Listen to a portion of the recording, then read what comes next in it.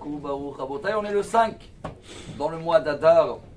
On rentre dans la semaine où il y a la paracha sans le nom de Moshe, car c'est Saïloula. Et la semaine prochaine, on est dans la Megillah d'Esther où il n'y a pas le nom de Dieu. Donc il y a un fort lien avec cette paracha, avec Moshe Rabbeinu et avec la Megillah d'Esther. Il y a une Maxime des Pères, une Mishnah à la fin, 6e chapitre, 6e Mishnah. Là-bas, la Mishnah, elle amène la liste de tous les 48 kinyanim, on dit en hébreu, tous les 48 étapes qu'il faut avoir pour avoir la Torah qu'elle réside en nous. Et le plus important, le dernier, est cité aussi dans le Talmud Megillah, page 15. C'est au nom de Amar Rabbi Elazar, Amar Rabbi Hanina. Haomer davar beshem omro, mevi geoula laolam. Et c'est le message d'aujourd'hui. Si quelqu'un il sait répéter et dire d'où vient la source, c'est la meilleure qualité pour que la Torah réside dans nous. Comme dans la Megillah, si quelqu'un y voit, il n'y a pas le nom de Dieu, vous voulez me dire que la Megillah c'est qui? C'est Mordechai et Esther, il n'y a pas de Dieu, il n'existait pas? Mais non, on sait qui est la source. Dans la paracha de cette semaine où Moshe Rabbeinu son nom il n'existe pas, c'est fait exprès. Parce que c'est qui chaque fois que Dieu il dit Ve'ata tetzaveh, Ve'ata ikro elecha? C'est qui toi? C'est Moshe Rabbeinu. Alors quand nous on lit la paracha, on sait c'est qui la source derrière tout le tabernacle, Moshe Rabbeinu.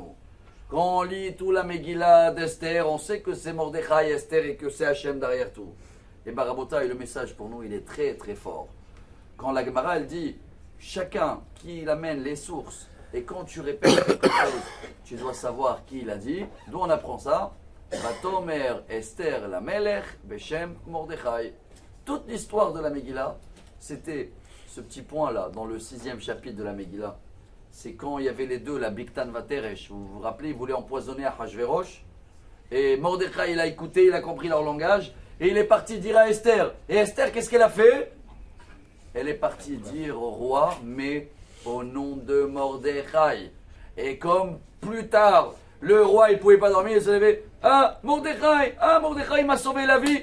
Et tout s'est retourné pour le bien. Si Esther, ce jour-là, prenait le crédit pour elle, et elle oubliait de citer la source, il n'y aurait pas eu Mordechai, il n'y aurait eu rien du tout.